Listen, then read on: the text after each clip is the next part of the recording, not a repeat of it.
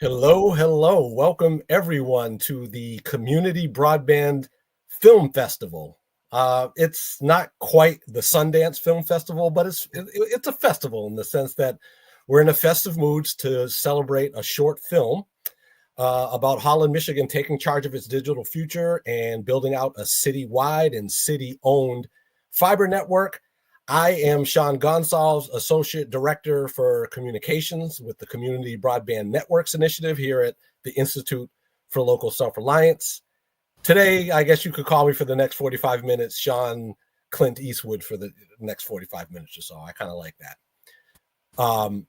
This is going to be the first of an occasional virtual live stream event where we screen short films on community broadband projects. And I am joined by Angela Bennick, the general manager of the Kitsap Public Utility District in the state of Washington, and our co-host today. She wears many hats, so let me turn it over to you, Angela, to say hello and a word or two about our co-sponsor for the event today. Terrific. Thank you, Sean. And I'm honored to be here, excited to be on this inaugural red carpet for the short video. Next time, maybe I'll dress a little bit more fancy like you. American Association for Public Broadband. I had the great opportunity to work with other individuals across the nation. Highland, Illinois, Ridgefield, Connecticut, Utopia, and also Traverse City, Michigan, to get together and form this organization to advocate for public broadband. And a lot of the things that you're going to see in the video today really are repeated across the nation. These are the same challenges we have. And American Association for Public Broadband, or AAPB, because it's a mouthful, is here to support you in the steps that you want to take to bring broadband to communities. Thank you, Sean. Excellent, excellent. Well, since we are on the red carpet, I did bring my popcorn I've got ready. I hope folks that are in the audience have got their snacks. I've got some Twix here as well. Anybody let me know if you want one. I'll email one to you. But what we're going to do now is bring out our guest onto our red carpet guest. And we're first up is the director of the Community Broadband Networks team, the maestro here, and the executive producer of this film, not Steven Spielberg, but Christopher Mitchell. Thank you, Sean. And I realized if we had done a dry run of this, I would have realized that I need a Burt Reynolds hat. I would have for sure gone and got one that he was wearing in the late 70s or early 80s. Definitely would have done that. I wanted to say that, we've got to visit Holland in making this film. Holland is a really special place. I had known Pete, who you'll meet soon. I'd known Pete from some of the different conferences and saw the work that he was doing and the passion he was bringing to it. And I just realized what a special place Holland was with special people. And we wanted to make a film about this interesting community that has a long history of making smart public investments. We wanted to highlight some of the ones that they've done in broadband in particular. And we worked with Fred Johnson from the Media Working Group, who has been a great collaborator for many years with us, making short films about Sandy, Oregon, Ammon, Idaho, and Glasgow, Kentucky, which I think will be on future Fiber Film Festival type events. So, but let me give it back to you, and I'm excited to learn more about Holland. Exactly. Me too. I'm excited to watch this. And we'll be given, towards the end of the program, we'll be giving you some information on where you can watch other films. I don't know if, it's other films. I was going to try to rank them, but we shouldn't because they're all terrific. So let's bring out our other red carpet guest. This gentleman works for the city of Holland. It is Ted Seiler, the director of utility services for the Holland Board of Public Works. And what I want to do with each of the red carpet guests is to ask you, Ted, and the others that come out. First of all, hello and welcome to the program. Hey, thank you, Sean. Happy to be here. Good to see you. Good to see you. And so let's begin by just asking you real quick before we get into the film. We're about to watch this short film. It's about 9 minutes on the municipal fiber project there in your home city there in Michigan. And I wanted to ask each of you, though, what do you think people should know about Holland before they see this film? Yeah, I think and folks in Michigan and the Midwest know Holland as this great tourist destination, great downtown, right on Lake Michigan, great weather, winter and summer activities. But I think what people don't know is maybe that West Michigan is really an industrial hub. And we own an electric utility as well. And 82% of our revenue is commercial and industrial. So it's a great place to live. But also, we want to do whatever we can to make it attractive for folks to come live here and participate in those businesses that are here. So that's probably something that a lot of people don't understand about Holland and West Michigan in general. That's terrific. Thank you. Thank you, Ted. Well, we're going to let you go into the theater and get your seat and popcorn. And I see, look, walking up the red carpet now is Pete Hoswell, the superintendent of broadband services for Holland Board. Oh, yeah. Yeah, they love you. They love you. The Pete. crowd is going wild. This is just amazing. My very first time on the red carpet. I'm so excited to be here, Sean. It's awesome. Oh, it's so good to see you. And hopefully we can get some pictures or something later, Oh yeah, for sure. Yeah. On the red carpet. So or the after party, I'll see you at the after party. There you go. There you go. The exclusive after party. Pete, tell us from your perspective, what are some other things that people ought to know about the city of Holland? Yeah, Holland is it's a town of innovation, and it's self-sustained with folks that really love the city. We do amazing things here. As Ted mentioned, we're an industrial hub in a way. We support light manufacturing that supports mostly the automotive industry. So, Detroit automotive, well, West Michigan's supporting automotive. So, hey, that cool rear view mirror you have in your car that auto dims? That's a Holland, Michigan invention. Both the companies that build those are here in Holland and around Holland. So, we have office furniture, that desk you're sitting at. The office furniture hub of the world is here in West Michigan, with one of the largest, Hayworth, is being right here in the city limits building stuff. And guess what? They're all connected to the fiber that we're going to learn more about now. Beautiful, beautiful. And you're also the city of, and maybe the mayor might hit on this a little bit, or we can talk about it a little bit later, but you guys do something really cool with snow out there when it does snow. Yeah. I wish we had here. Yeah. Talk about innovation, back in the 80s when we were in the mallification of America and downtowns were drying up with business as malls got built. We had city leaders and city benefactors look at what can we do to make our downtown thrive. And they thought, well, if we could keep it open year round, because in the winter we get so much snow, nobody would go downtown.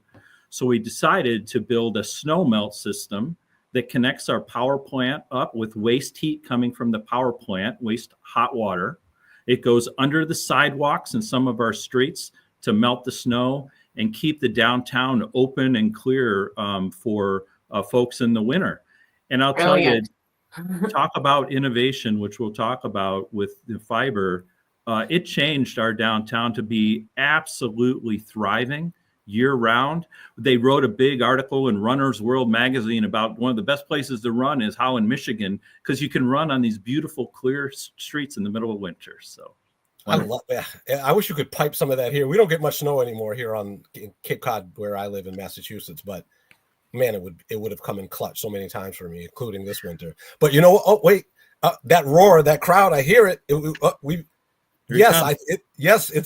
the mayor of Holland is here on the red carpet. We'll see you in the theater. There he is. Mayor Nathan Box. Hello. Good to see you. It's always hard to follow Pete. He is such a great spokesman for the city of Holland.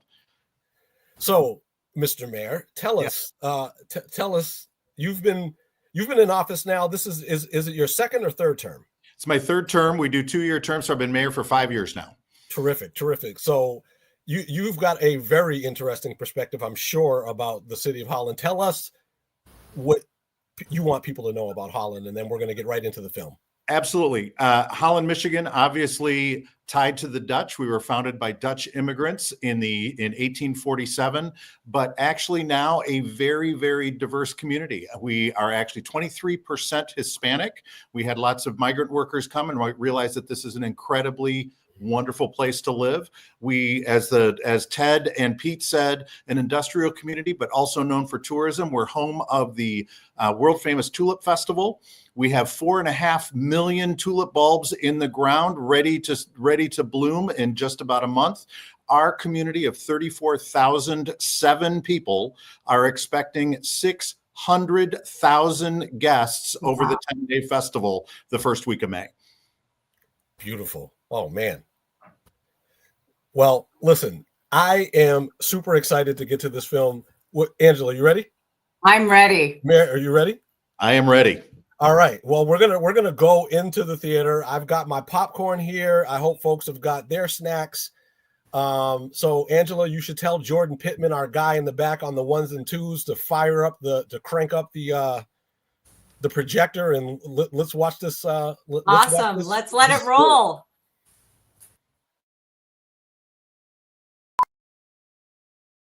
We've been building community broadband in an open access model for 30 years. It's infrastructure, it's a community asset. Without the reliability of a broadband network, our community's economy is at risk. It's really difficult to see fiber any differently than I see electricity or water. We had our own electric utility here in Holland in the 1800s, 3 years before the World's Fair in Chicago, that dealt with electrification in communities. We built it to light the streets. It wasn't a year before the business owners downtown were like, we want to stay open later. Can you put these electric lights in our shops? We made the decision to build out this fiber optic network to serve our own needs, and then leveraging that over the next 5 to 10 years by introducing dark fiber leases. We didn't think about where the internet and broadband service would go. We knew it was important. Any project has risk, and having solid light-speed infrastructure in the ground far outweighs those risks. Our population is growing, and we need fiber and high-speed internet, and we need it now, so we're going to get it done.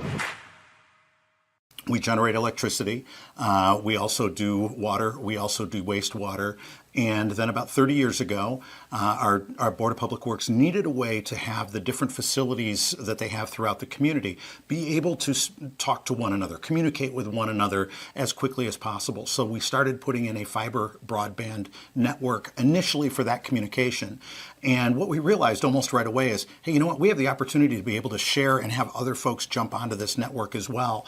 And so over the last 30 years, we have been slowly expanding that project. City Council and our board would regularly ask the question, what is our prospect for growth long-term in our utility as it relates to fiber optic? And they would ask us, how can we make this ubiquitous? How can we make this available to everyone in our community? We've had fiber for 30 years in this town. We know, we've operated it, we've built it, we see the value of that. We wanted to understand what it would be like to provide a service, provide a retail internet service. We picked downtown because it's very diverse. We have small businesses, we have restaurants, the coffee shops, we have people living upstairs in apartments, we have multi-tenant buildings. So we saw people flocking to this coffee shop to try out the state-of-the-art service. It's kind of like it opened people's eyes to something that they did not know could exist. And once you try it, you're like, I have to have it. There was opportunities for some of our key facilities in our community that actually wanted to be connected on more of an extended, local area network, essentially, be able to connect those buildings together. Our libraries, some healthcare facilities, some of our public safety areas, some other core city buildings. And again, the fiber optic infrastructure that we had invested in gave us a very strong position to be able to leverage that. We received very solid, strong response, a lot of positive feelings about the community taking a bigger role in determining its future as it relates to broadband.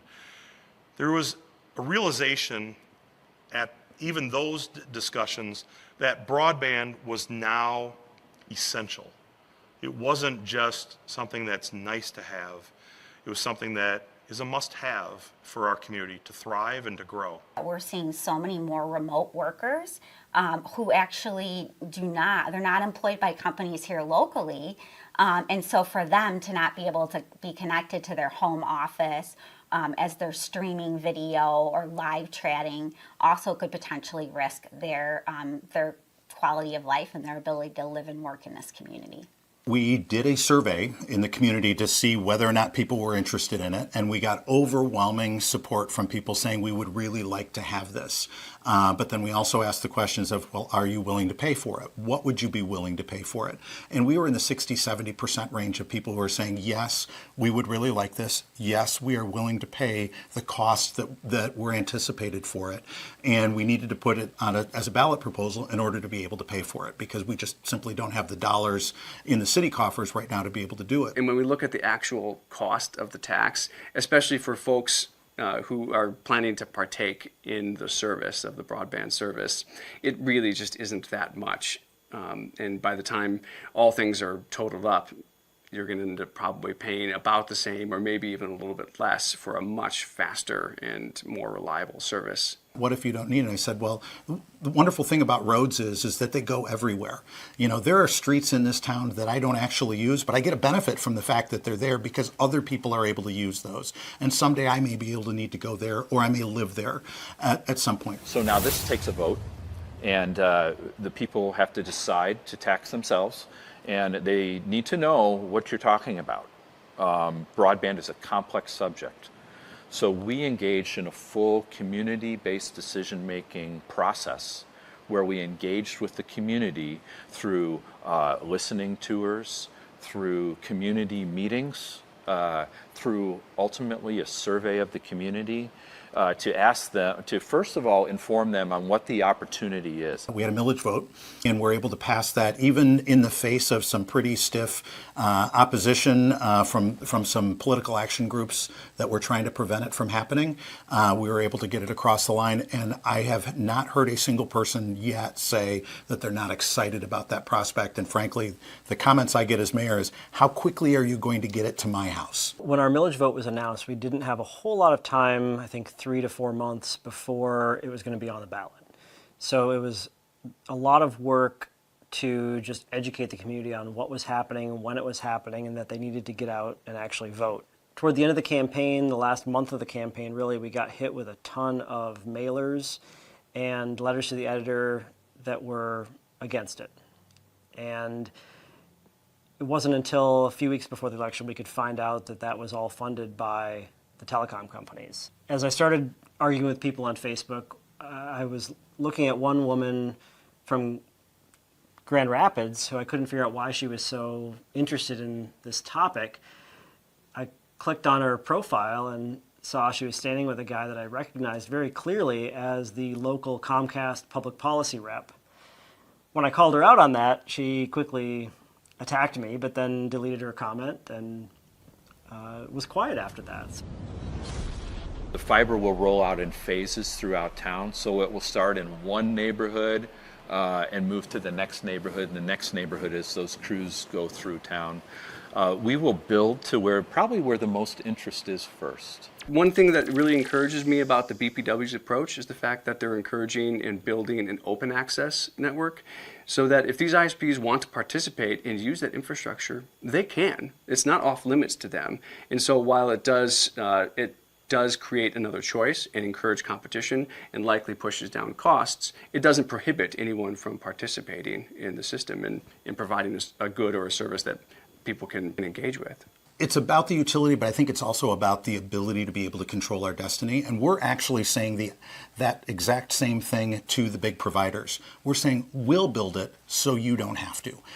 It wouldn't make any sense in the world. As a matter of fact, we would all think it was crazy if UPS said we're going to create our own system of roads. It's a local utility. And in the same way that we can count on them for reliability and service with power or with water, and in the same way that we can count on having a service representative that's from our community and lives here and has a stake here, we have that for our internet service as well. We'll be wowed. Guaranteed we will be wowed. And Holland will have the infrastructure in place because of the work we've been doing today and for the past 30 years, it's going to really make a difference. Not only is it making a difference today, but it's going to make a difference into the future. It's just awesome.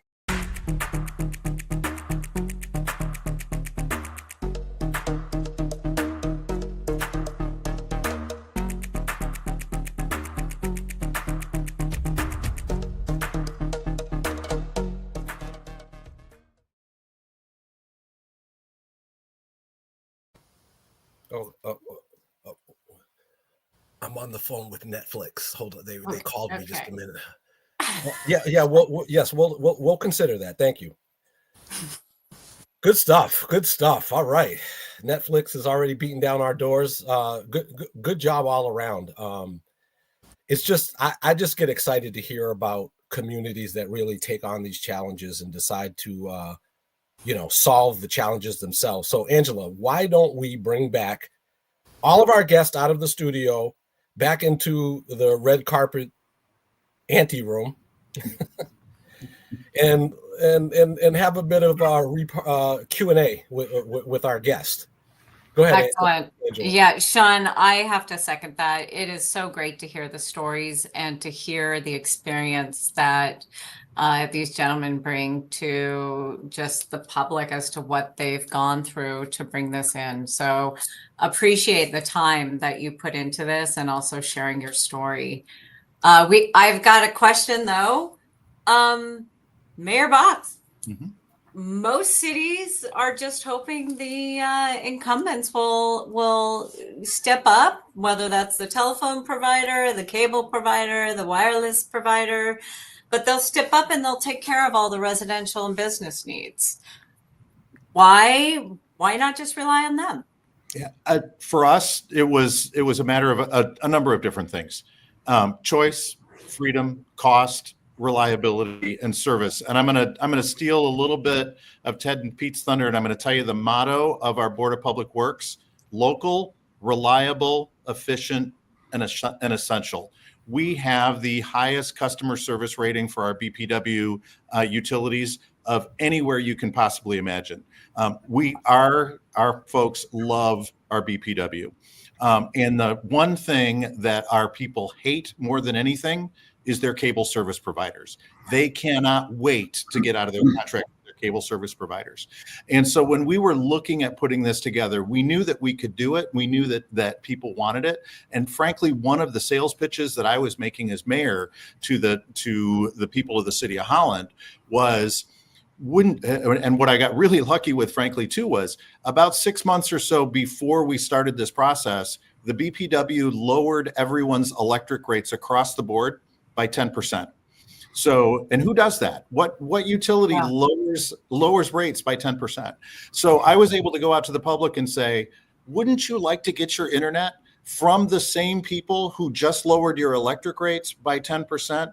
And who provides you the snowmelt system and the incredible reliability that you have. So that's one of the reasons why we do it. And the other reason why we're doing it and we're not leaving it up to them is that customer service piece. The challenge that I've given to Pete and his team is I want broadband to be as simple and easy to install and maintain in your home or your apartment or your business as electricity is, as water is, as wastewater is. I want when our residents move in that they call the BPW and it just works. And frankly, when I moved about 6 months ago, I called the BPW and I was moving into a place that had fiber broadband, and I called and the guy showed up and he walked into the utility room in my condo. And about 2 minutes later, he walked out and I said, "Oh, did you forget something in the truck?" And he goes, "No, I'm done." And that was it. Love it. It was it. So that's the reason why we're not leaving it up to them, is because we've got control of our own destiny and we can provide such a high level of customer service for our residents at, frankly, a much lower cost. I'm not only the mayor, I'm a small business owner. My current cost at my one-man law office for 400 megabits down is $250 a month. When fiber broadband, and Pete, the crew was in front of my office yesterday. When fiber broadband gets to my office, I will get 2 gigabits for $45 a month. Yeah. Five times the speed for 1/5 the cost. That's why we're doing it. Wow. I love it. You're well, not only preaching to the choir, but also really talking about, I mean, you as a city are focused on serving your residents. And I just appreciate so much taking that step. Absolutely. I mean, you talk about they just want it to work. We can sometimes get caught up in the technology and everything, but at the end of the day, the end user wants it to work. They want it to be reliable, and it doesn't hurt when you're talking about 2 gigs for $45 a month. Man, am I jealous? Oh my goodness. So let's bring Pete in. I got a question for you, Pete. So since we did since Chris and Fred and you all put together this film, what's happened since you've talked to us on camera? Where are you now? Have you started building, or have you lit up anybody for service? Where's the city of Holland now with the network? Yeah, sure. We've been in the middle of the project, working hard all through the winter. I wish I had snow melt everywhere the fiber goes, but we don't. So we've been fighting a lot of heavy snow this winter, building fiber throughout the city, like I say in the film. Neighborhood by neighborhood, as we like to call them, Fiberhood by Fiberhood. And the city is half built out in passing. So a passings is fiber going by somebody's home. We have half of our passings done. Geographically, that's about a third of the fiber that we'll be building, third of the city. As we go, the train moves on, and as the fiber passing builders move through, then our fiber fulfillment guys that build the fiber from the pole or from underground into the house and light up service, those guys are right behind them. We have 5 of our Fiberhoods are up and running, and we have over 1,000 customers already. So things are awesome, and they're barreling forward. I like to talk to my team about Sisyphus, pushing the boulder up the hill. That's us right now. It's a lot of work. Or the hockey stick. We're in that heavy workload right now, but we're getting there. So very exciting. Awesome. Well, I think we should get to some more nuts and bolts here and bring Ted in. Ted, when you look at this, many cities and towns are interested in doing what you're doing, but balk at the price. So can you give us some context on how the Holland Board of Public Works thought about financing, and then how you actually, invested and did those things to fund this project? Yeah, sure. So I think probably most folks in this screening know that this can be a really capital intensive effort to build a new fiber internet service throughout a whole city. So the BPW, we're used to, hey, you want electric, you want water, you want wastewater, and you're in the city limits, you have to come to us. So we're a monopoly on those utilities. We don't have a lot of risk involved when we go service a customer. That's different on a competitive service like fiber internet, where we have other incumbents involved and people have a choice. And that's okay, because one of the big things we've always said is, you're going to save money whether you take our service or you don't, because if your incumbent is going to have to try to be competitive with us to maintain customers. So the whole city's going to save money on this service. So the big thing that had to happen, and the way we looked at it, and we had the general manager of the BPW, Dave Koster, and the city manager, Keith Van Beek, formed a committee pre-COVID to really look at what's the best way to do this. And really from a risk perspective, it really required that we have to get buy-in from the folks in the city. Getting buy-in was a vote to actually have a millage to pay for the passings network, which is probably going to be around $25 million when we're all said and done.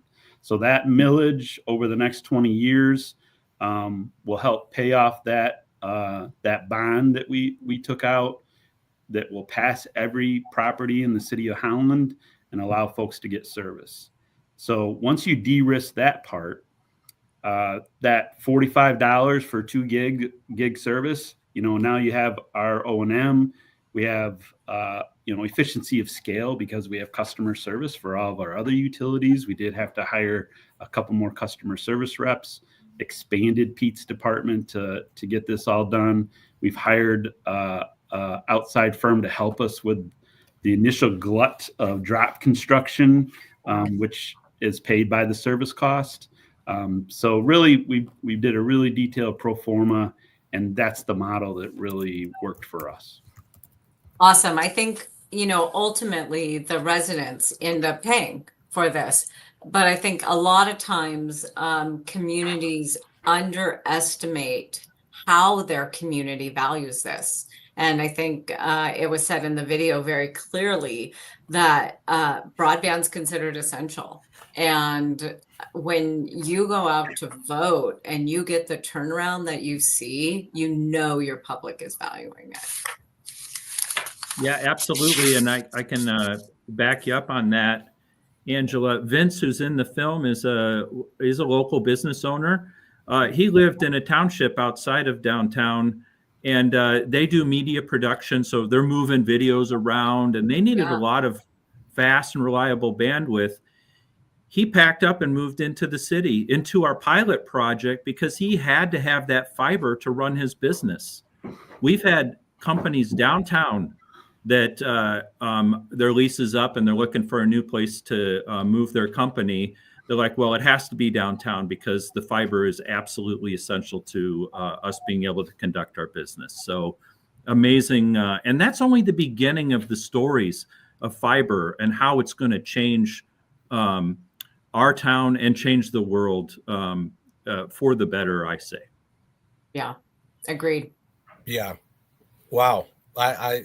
It's there's so many benefits of municipal broadband that are not captured on the balance sheet. But and it reminds me, Ted, as when you were talking about the financing, that we should mention that ILSR and AAPB recently did a webinar together that focused on municipal broadband financing. So if folks that have seen this screening might be interested in that, you can find that in its entirety at the ILSR YouTube channel.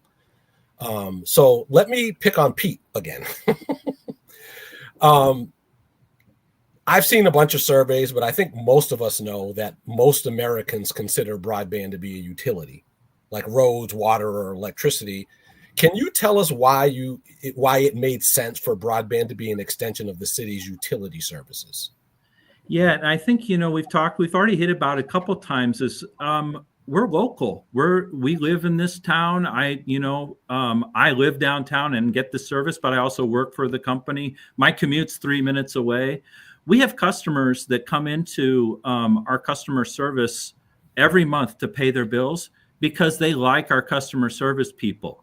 They know them by name, and they actually come in and pay with their paper check every month. We are a trusted partner in our community, 100%. We're here to make our mission is to make our community thrive. And that's what we do every day here. Profit is not part of our model. Revenues to pay for those things that we do for our community is. And I think people are behind that. Fiber. We've had fiber for 30 years here. City Council saw that as a resource and an asset and really challenged us to find ways to make it available to everybody in the community, which is what got us to where we are today. That's a handshake between a utility service provider and the community that has a need that just cannot be beat with a local organization like a municipal public utility, 100%. Yeah, absolutely. So much.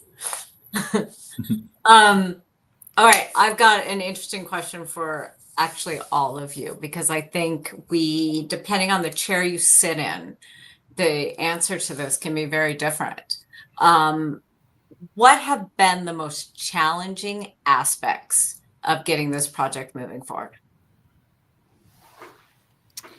Yeah, I can kick that one off. I think really what happened when the vote happened and we were successful, it's kind of like the dog that caught the car a little bit, so we've been talking about this. In a very short time, we put out a request for proposals for an owner's engineer, and we hired an owner's engineer. then we created a request for proposal for a bunch of materials, because at the time, and this was 2022, there was a lot of supply chain issues. We were trying to make sure that we could actually proceed with construction. So we bought half the materials we thought we might need prior to getting a firm on board to build the network, just so we didn't slow things down. So then in the middle of that, we created an RFP to go out and hire in a construction and engineering firm, and then ran that process and got EX Squared on board for engineering construction. So that was all in about 9 months. We did all those activities. So it's it's a lot of work now, but I think if Pete and I reflect back on all that work that it took to get to that point, to where we had someone on board to start working on design, that was kind of a mad rush, and it was pretty impressive on all the work we got done in that short amount of time. That's a lot of hurdles in a very short time, just to even think of the ordering of materials and creating a laydown yard, right, to store it all. That's Right. all huge. Mayor Box, what about you? What do you think your biggest challenge or hurdle was? One of my favorite things about my job is that I've got people like Ted and Pete that once we get things across the line, I know that they're just going to take care of all of that stuff. As Ted was saying that, I remember all of that, but I haven't worried about any of that stuff since we got it across the line. For me, it was the first part. I was elected mayor 4 months before COVID hit. And literally the last group meeting I had in person was a meeting about fiber broadband. And the decision that we made at that meeting was, we know how to do this. We think we've figured out how we're going to fund this. The only challenge that we think that we have at this point is, how do we convince people that they need it? How are we going to convince people that broadband is something that they're really going to need in their lives? And believe it or not, COVID kind of answered that question for us. That people all of a sudden went, oh my goodness, we really need this thing desperately.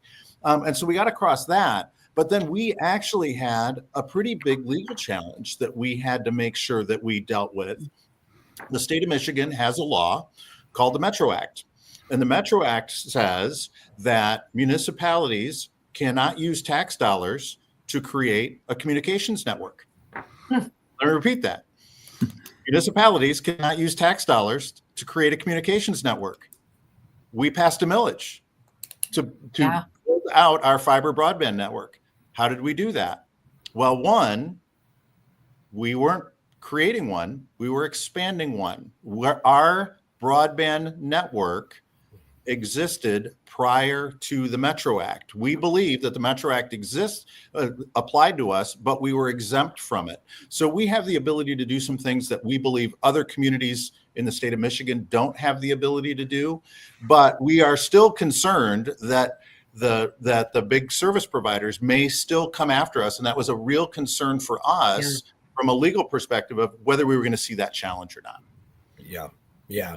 Those are some great points. And, it's something that we track and follow pretty carefully, just the number of states that have these, anti-municipal broadband barriers and hurdles, which, let's face it, they were created to protect the monopolies that nobody loves from competition.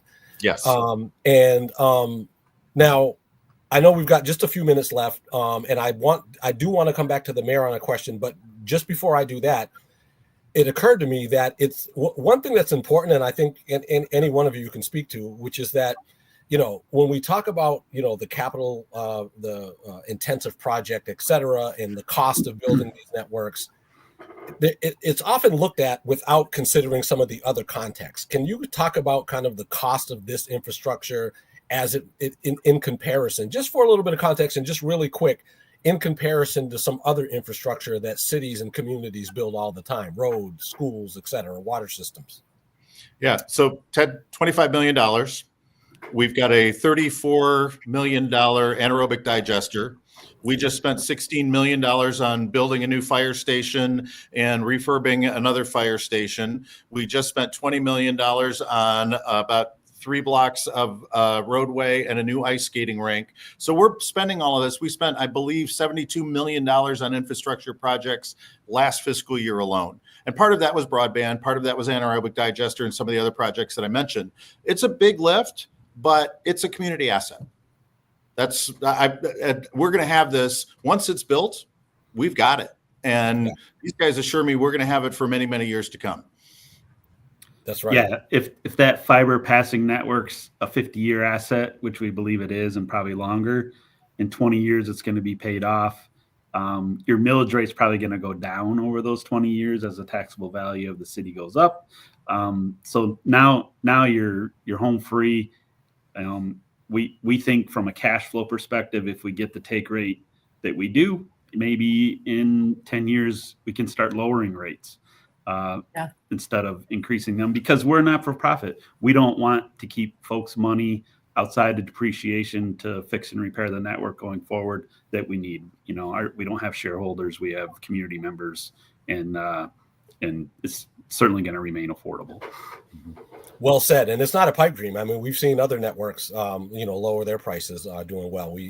Fairlawn gig in Ohio, not too far from you guys, is an example of that. So let me, as we've got just a couple of minutes left here, I'd like to throw one more question out to the mayor, and other folks are, feel free to elaborate. But so the city built its snow melt system, but you really couldn't anticipate all of the benefits that it would bring. Like keeping the salt, for example, used to melt the snow out of the lake. Now, when it comes to internet access, I think a lot of people, I don't know if it's most, but a lot of people think of it in terms of just email or social media or streaming movies or shopping online. But can you talk about some of the other impacts that having a ubiquitous citywide network brings to a community? Absolutely. And Pete touched on it a little bit with Vince Boilo. One of the things that happened when COVID hit is everybody went home and started working. And I immediately thought to myself, people are going to stay home, and people are all of a sudden now going to be able to work from wherever they want to work. And as a community, if we want to survive as our community of 35,000 people on the shores of Lake Michigan that gets 75 inches of snow every single year, we need to make sure that we are as attractive as possible. We need to be a community of choice. And if we want to attract the Vince Boilos of the world, we need to have high-speed fiber broadband. And so for me, that was one aspect of this whole piece of creating a community of choice for folks. It also has all kinds of educational opportunities for our schools. We are leasing dark fiber as part of this process as well. And I'm sure Ted and Pete can talk way more intelligently about those opportunities that are out there. But also, we've touched on this, and I don't know, and Ted and Pete may know this more than I do, the fact that we are building this as an open network. We have said to the service providers, we're going to build it so you don't have to.